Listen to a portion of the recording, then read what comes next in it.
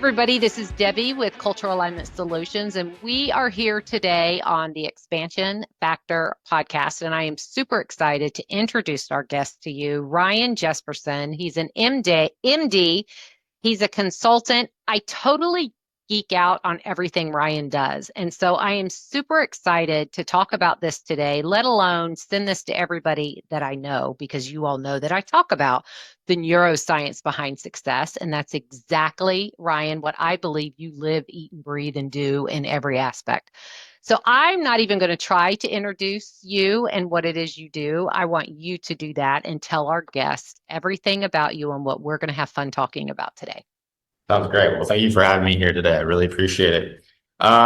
So Ryan Jespersen, as you said, so I was a medical student kind of when all this started. So I went to the University of Nebraska, Omaha, UNMC, usually better known.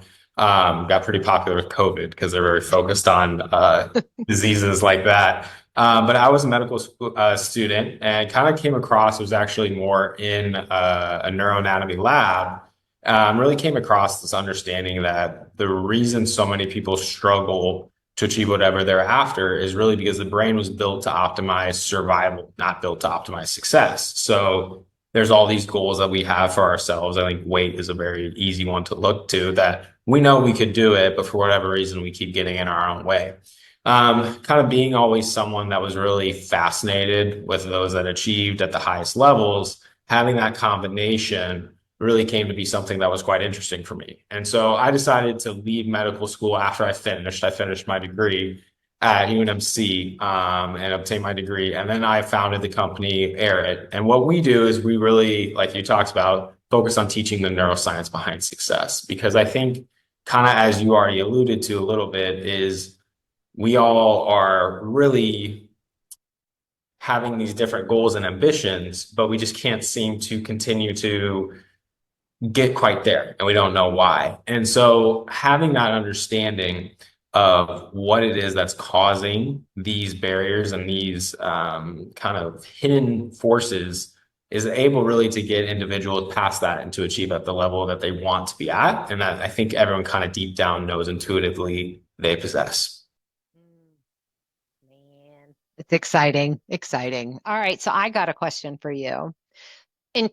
From your expertise, education, all of that, because this is the question for you to answer. I certainly can't answer it, but what things block success do you feel in most people? I know you say brain, but there's this, no, I'm just going to leave it right there, right from the flow. What do you think that people face the most that blocks their success? I think the easiest thing, I think, and how I work at it with my clients and what we do in our business is really, I think, understanding it from a pure anatomy and physiology standpoint. So I think the best example is losing weight. So if you're an individual that wants to lose weight, you start, working out, going for runs, eating better, and you start to make a little bit of progress. The problem, though, is that the brain has evolved over millions of years and continued to evolve hundreds of thousands of years. But during that time, starvation was one of our biggest threats to our survival. And so your brain, even if, say, you have plenty of extra fat to lose, starts to see this reduction in calories that you're taking in as a potential threat to your survival. So what it will do is it will start to make losing weight harder by lowering your basal metabolic rate, meaning you and me just sitting here talking, it will burn less calories if it thinks potentially that it's going to starve. And so what really that transitions to is then people start to continue to go after these weight goals. They work out more, they eat less, and all of a sudden they're not seeing that progress that they're seeing before. And they internalize it. It's something that I'm doing wrong, something that I'm messing up. I'm not trying hard enough. I'm not working hard enough. And that's interesting. I think everyone kind of can relate to that, at least those who have tried to get into shape. But the thing that I think is less discussed when it comes to our goals in terms of our professional life or our personal life, or just, hobbies we have, like getting good at golf or getting good at, sewing or whatever the case may be, is that the brain also sees all of these other barriers that we have to get over as threats to our survival. And for example, I think one of the biggest ones is our brain, again, evolved really to fit into a group of people. So those that weren't ambitious and trying to fit in and be accepted by the group were either cast aside to the group, which made survival a lot more difficult when times were different in terms of, think of, saber-toothed tigers and tribes, not a lot of food. But then also those people didn't tend to pass on their genes because they weren't a part of the grouping. And so that's one of the biggest things I think everyone can kind of resonate with is when they want to go after something that they have or a goal that they have. And all of a sudden they start worrying about all these people that maybe they don't even talk to anymore. What are they going to think? What are my friends from high school going to think? What are my parents going to think? What are all these people going to think? And there's that constant barrier there that is doing something against the common or what most people are doing makes it extremely challenging. So that's one. But the other big one that comes into is the brain is constantly trying to make sure, like as we talked about, that it's not going to starve to death. So it sees a lot of these big goals, especially if you have big goals in your life, like getting promotion or getting a new job or getting into a good school, as is this a good or bad use of my limited resources, which isn't so much of a problem in at least first world countries today. And so what it does, and I think a lot of people can resonate with this, is it starts looking for proof that I'm going to be able to make it into that college, or I'm going to be able to do this. And what happens is in the beginning, there's not a lot of proof out there. It's kind of the same thing that happens when you're losing weight. You kind of look to the mirror. Am I getting in shape yet? And there's not much results there yet. And so your brain starts to really make you feel not so great because I'm not making that progress. I'm not going to get there. And it starts to pop in with all these, what I like to call as inhibitory thoughts, right? I'm never going to make it. I'm not good enough. I can't do that. And what that really does is that then demotivates you to continue to take the action to get to where you want to be. Because I really think breaking it down then again, so that's kind of what my business likes to do, is really any goal that you're going after is all about trial and error. And the hardest things you and I will have to accomplish in life will be learning to walk and talk. That the latter took us more than a decade to do. And all that was a process of messing it up over and over and over and over and over again until we figured it out. But the problem is now is our brain is cognizant, it understands, so it starts comparing to other people. Well, they figured it out sooner than I did, or I'm not good enough. And then there's all these societal pressures we get growing up. And that all kind of feeds into people really struggling to get to where they want to be, and where I feel like, as I said, most people feel like they know they could be. Wow. Wow. You have just unpacked a lot. So now I'm highly curious. How much of this plays into, do you think, I know you're doing it around success. What's coming up for me is I work a lot with organizations, right? Mm-hmm. And of course, I want to go into more depth of what people will experience when they work with you, because it's all about you. But when you think about organizations and they have these goals, right? And then those goals then get pushed down into the initiatives of the team, and then those get pushed down right into the individuals that have to fulfill those goals.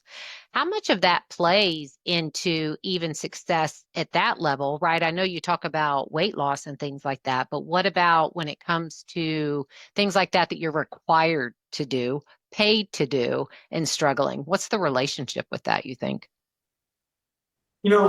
And maybe you could clarify the question a little bit. Do you mean more on an organizational level or more for an individual in an organization? I think both. I know. Thank you for asking for that, because I feel that an organization, in all honesty, is only successful as what? The ones that are out there fulfilling the goals that you have set as an organization. Mm-hmm. Right. But you often hear a lot of times, oh, an organization is a living, breathing entity. Yeah, it lives and breathes based off through its people. So if you have a bunch of people that are in survival mode and they're Mm-hmm. thinking, how does this ultimately affect an organization? Making sense? That's an excellent. So that really goes into, building a culture that allows people to operate. So I kind of I try to make things simple because my first time trying to get into medical school, I didn't get in, and I was kind of struggled to get in, trying to figure out what was the system to get in, and Yeah. a lot of I don't that was what my first book was written about, was kind of like trying to decode that a little bit, because there's kind of this hidden thing. So I tried to just really make things into systems. So as I kind of talked about in my introduction, the first real major realization on this road to what I do was, okay, the brain's not optimized for success, optimized for survival. And I think that makes it like, oh yeah, that kind of makes sense. One of the second big realization that I came to was that really at the end of the day, and I don't know how much, your listeners or you have read some of the books like Think and Grow Rich or You Are a Badass by Jen Sincero or some of these other things. They all kind of talk about the same thing if you really get to the core, and that there's really this kind of these two states of being. I think Napoleon Hill in Think and Grow Rich calls it a success consciousness versus a failure consciousness. Some people use the word higher frequency, like Jen Sincero talks about higher frequency versus lower frequency. Kind of what at least I conceptualize that as is really the success state and the survival state. And I think everyone can kind of resonate with that. Like that success state is when you're just really in the zone, you're not overthinking things are starting to happen, you're making all this progress, but it doesn't last very long. The survival state is when kind of everything else is going on, the doubting, the worrying, the fearing, the anxiety. And unfortunately, in our modern day society, the news, which is on 24/7 between social media or news, amplifies all that. But in an organization, I think really it comes down to how are you being able to create an environment where people, at least from what I go out to, operating in that success state where they're operating at the full realization of their capacity. So that's actually ARETE is a Greek, an ancient Greek concept for the realization of one's full capacity or potential. And so that in a corporation, I think that's how do you set up your culture in terms to facilitate that? Because I think most people realize this, if they have a family member that's negative or a coworker that's negative, that feeds, you feel off that energy. Jim Rohn talked about that a lot. You're the average of the 5 people you spend the most time with, and we spend a lot of time with our coworkers. So when you are facilitating a more of an environment where people are allowed to operate at that higher level by, there's different not hacks, but different ways you can do that. That's when you start to have a lot more positive growth as an organization, as an individual, versus I think most people experience more of like, this is my job, this is what I do, and I just get it done. There's not a ton of, not always, but not always a ton of passion in that work that they're doing. Yeah. So that really comes down to that culture that the organization builds. Yep. So tell me, what am I going to experience when I engage to work with you? Yeah, excellent question. So with me, what I really like to get at is I really like to focus on kind of what you asked at first is, first, I guess I get into what are your major goals? Like what are you trying to achieve? What's that thing that really wakes you up, gets you excited? Because I operate under the understanding that pretty much any ambition or goal that you have is very achievable from what kind of go back to. It's a trial and error process. And if you can get, and I think this is sometimes where the success and self-help world kind of misses the mark. If you can get the mentality in the right place, then you can start taking the actions to get to where you want to be. And I think sometimes we leave that up to, this is just how I feel, or this, and I think obviously recognizing our emotions and everything, but it doesn't really leave us in control. So if you can get into the mentality consistently, which is kind of what I focus on, and then the action, then you can get there. So we focus on what is it that you want, because I truly believe capable of really whatever goal that you're after. I think 99 times out of 100, that's true. And maybe 1 out of 100 times it's not. But if you really go back, that was part of what I do, is I really go back and study all these individuals that were extremely successful. So, the Andrew Carnegies who, stopped going to school at the age of 12 and really didn't have much, this was all just his desire to want to continue to grow and just take any job that came his way. Really any story that you have, it's all really, it's the mentality, the work ethic, the persistence over the talent, the intelligence, the circumstance. What I like to tell my clients is, the talent, natural God-given the talent or whatever, your intelligence, your circumstances where you start the race, but your work ethic, your persistence, your mentality is where you end up finishing the race. And I think that's pretty proven out in terms of, if you go back and look at the most successful, it's, the people like the Tiger Woods, is the Serena Williams, they put in so many hours because their parents started them so young that it's kind of what Malcolm Gladwell talks about with the 10,000 hours, just kind of a little different than how it's presented in Outliers in that book. But anyway, so we start there. What do you want? Because I want to make sure it's something that I can deliver. Because if it's not, then, there's a lot of other avenues or other people that they can work with. But what I found is in about 95% of the game is mentality. So usually it's something that I focus on. Then it's really what you were talking about, the barriers. What are these barriers that you know? Because I think most people intuitively kind of know what it is that's holding them back, but it's hard to vocalize that. So then once we get that out of the way, then I really focus on, okay, how are these barriers that they're presenting themselves?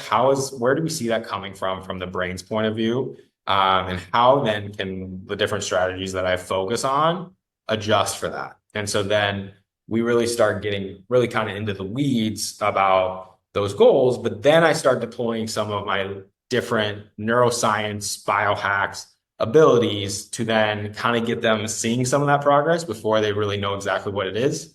Then we come back and define it all. So then that way they can start operating in that when I'm not there anymore. So it can continue to have that success kind of like after we're done working together. So that's like the basic outline. Obviously, there's a lot more to it, but kind of the 30,000 foot view.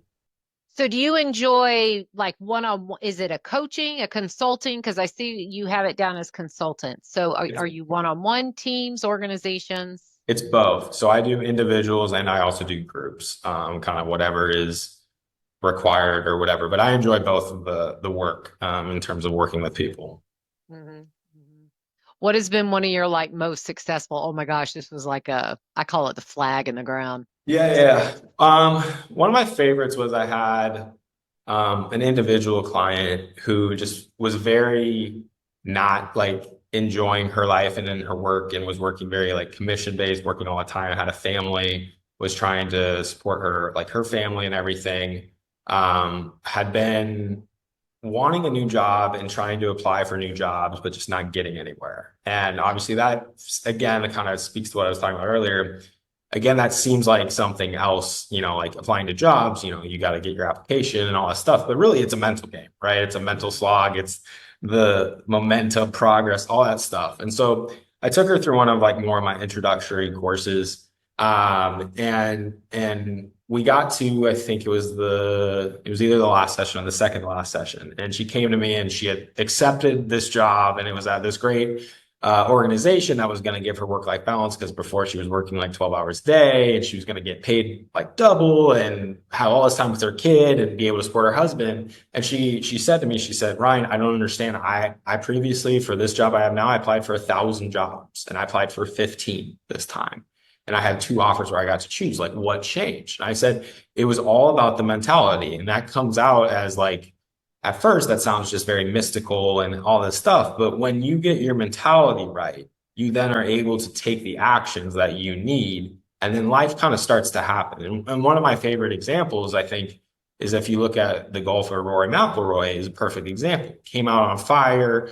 He was winning all these majors, but then all of a sudden he hit this dry spell where he couldn't win the major. And that became all that got talked about. So then that mentality aspect went. And even though he worked harder and harder and got better and better at his game, he couldn't get over the hump. And last year, he was neck and neck to win a major down in Pinehurst, North Carolina, and missed 2 putts within 3 feet in the last 3 holes. And he hadn't missed a 3-foot putt all season. This was one of the last tournaments of the year.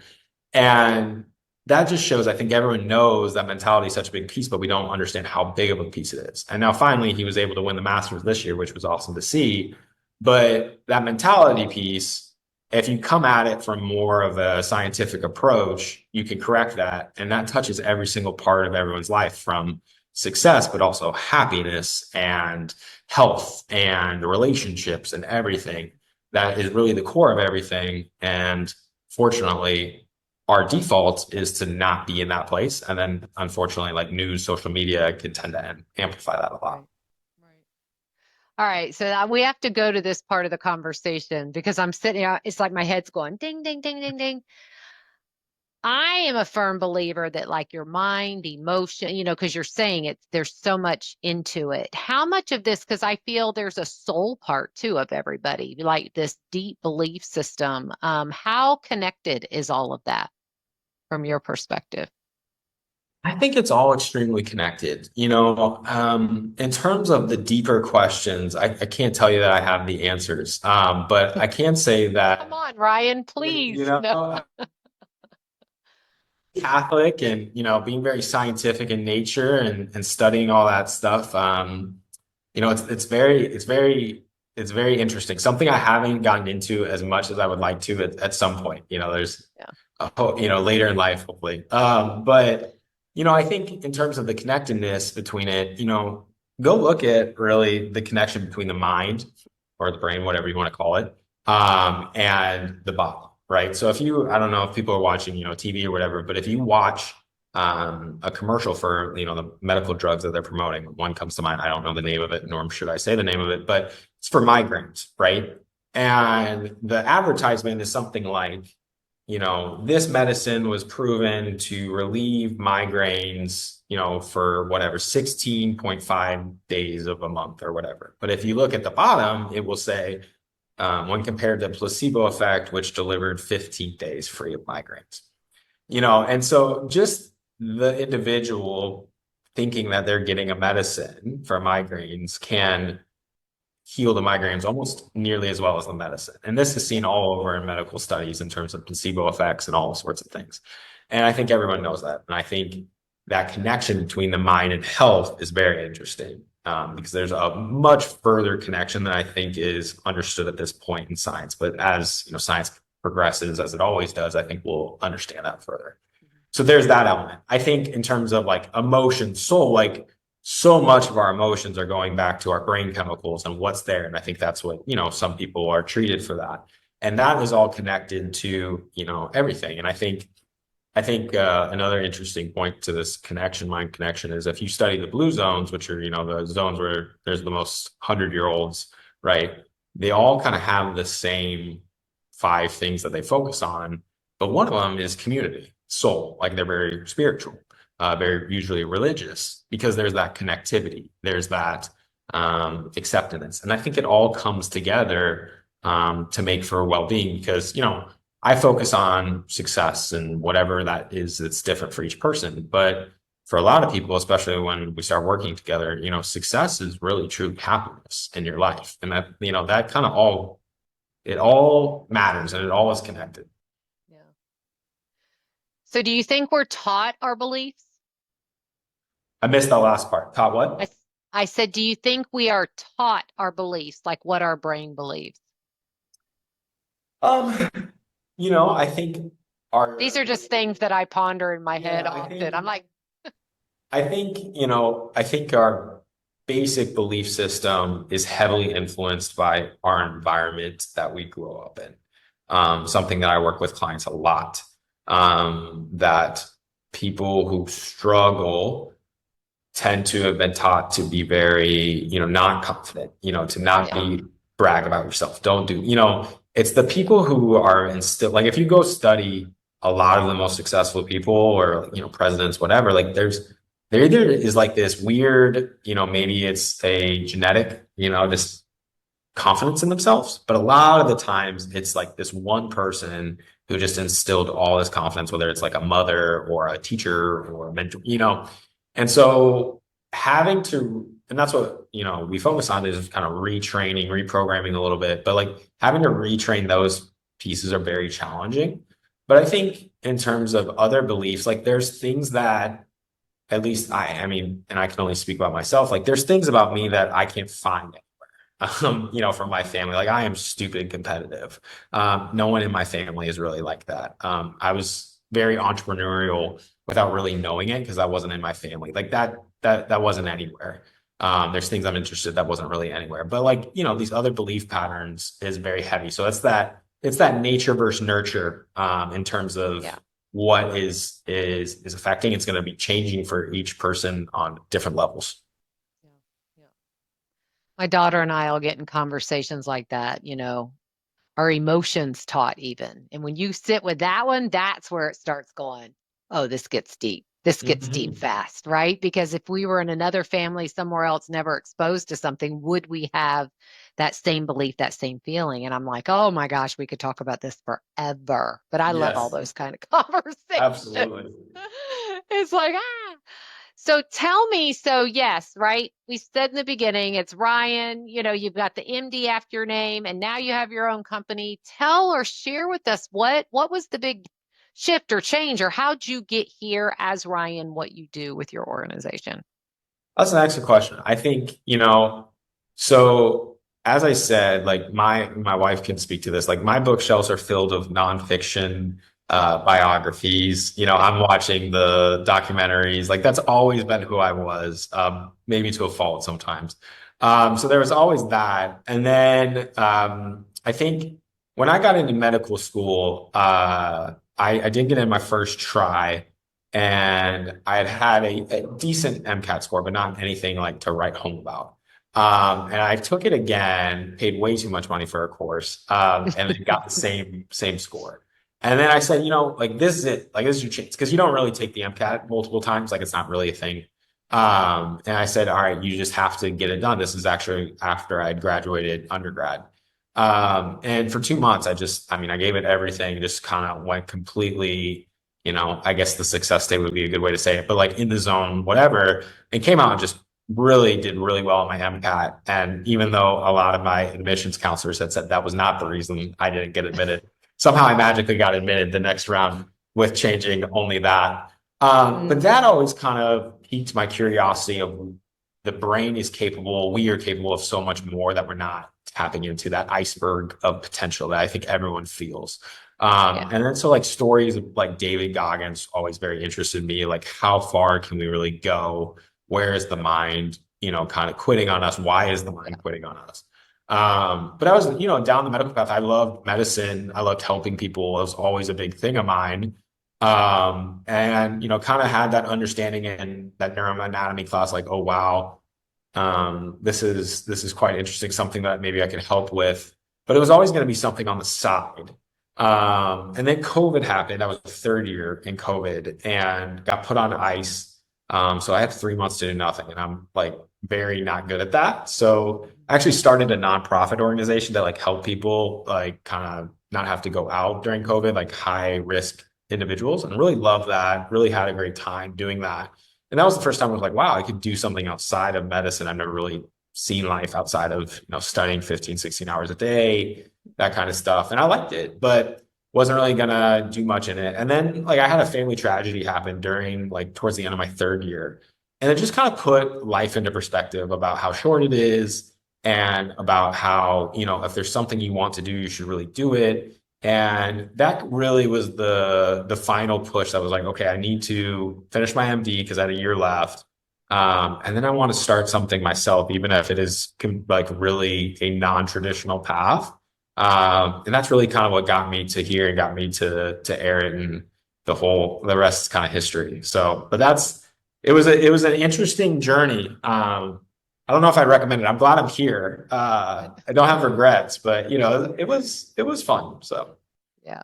Yeah. It's one of those things, yeah, when you can get to the other space and go, all right, no regrets because I'm happy I'm right here, but don't want to go through it again. Right? yeah, yeah, exactly. Once is enough for sure. Yeah. Yeah. No, totally understandable. So we call the podcast the expansion factor because one of the belief systems that I personally have, we can debate it because you might go, no, that don't make sense. I believe we are always expanding. It's what are we expanding, right? Mm-hmm. And it depends on how you show up in life. And that's why this neuroscience piece is so important to me, because if you have self-doubt, what are you expanding? Mm-hmm. Mm-hmm. Self-doubt, right? Yeah. If you have hope, if you have appreciation, joy, whatever those higher things are about you, now what's expanding? Right. And so I always come from that. So that's the whole reason for doing this podcast, launching this podcast. I appreciate you so much being here as we're getting it rolling and going and doing, because to me, expansion and the mindset of expansion it's freeing. It's so freeing when you start realizing, oh my gosh, I actually can choose. You are Yeah. always at choice, right?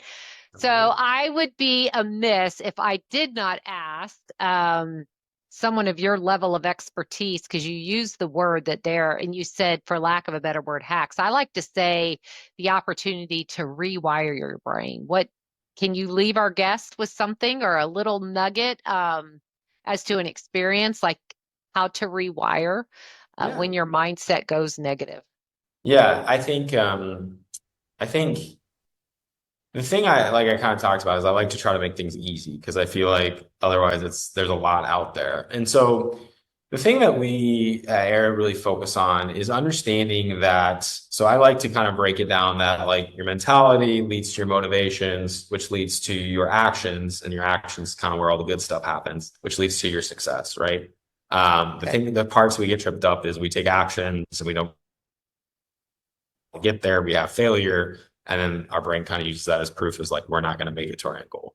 Or kind of really in the beginning, like getting that mentality, that motivation, because people work a lot and it's challenging to get there. So what we really like to say though is that there's something kind of behind that, and that's your exposure. And so really what you're exposing yourself to is really what builds your mentality. And so the first thing I really like to work on with clients is understanding that there are these two states of being. And, we really drill into that of feeling that because that's going to be different for each person. But there's this success state that's kind of this rare air that where all the good stuff happens. And then there's a survival state where we kind of live most of the time. Excuse me. And the biggest thing about getting into the more of that success state is, this was the first mistake I made, was I always thought it was you just pump in more good stuff, right? You pump in more motivational audiobooks or music and videos or movies, and that helps. It's definitely something that I have clients and individuals and groups do. But the bigger one is you really got to remove the negative stuff. And so and this is harder to do, but what I really recommend is, to your best of ability, try to turn off the news, try to rewire your social media pages so you see good motivating stuff, or just get rid of it altogether if you can, because that They could listen to your social media because you've got some good I know I like your stuff. So well, thank you. That little negative, those negative pieces put your brain. That's why, if you've heard the saying, it bleeds, it leads, right? So the brain is wired to look for threats to your survival, right? So like, it's like why we hear about these horrible accidents that end up unfortunately killing somebody in like a state, far away. I was like, why did I need to learn about that? Well, it's because the brain clicks into that. And so what happens is that's everywhere. And so that automatically kind of gets you in that fear, that worry, that uncertainty about the future. So I really recommend people getting right of that. The other thing that I'll leave your audience with is, what I like to do is I really like to talk about flipping the switch in the morning, because the morning is, Tim Ferriss has a beautiful quote, if you win the morning, you win the day. And I think that's 100% accurate. And so if you can flip your brain into more of that success state earlier in the morning, you end up having a lot better day. And so what I really have people do, able to, obviously please consult your primary physician before, taking any advice, but cold showers are a really great way to not only wake up, but to also start to prime your body and your brain to get into that. If you study a lot of high performing people, they do these cold plunges, or cold baths or whatever early in the morning. And that's because I think people that have done it, you feel great after you do it, not so much while you're doing it. So that's one thing. And then what I recommend is really put on that song or that soundtrack or whatever it is that just really motivates you, pumps you up, to have a great day, because you're going to start to feel some of those things. Then I have them go into really gratitude. So just list 5 things you're grateful for. That, even though it seems so simple, shifting by doing gratitude from what you have into what you don't have, really shifts your brain from that abundance, or excuse me, from that scarcity to that abundance state.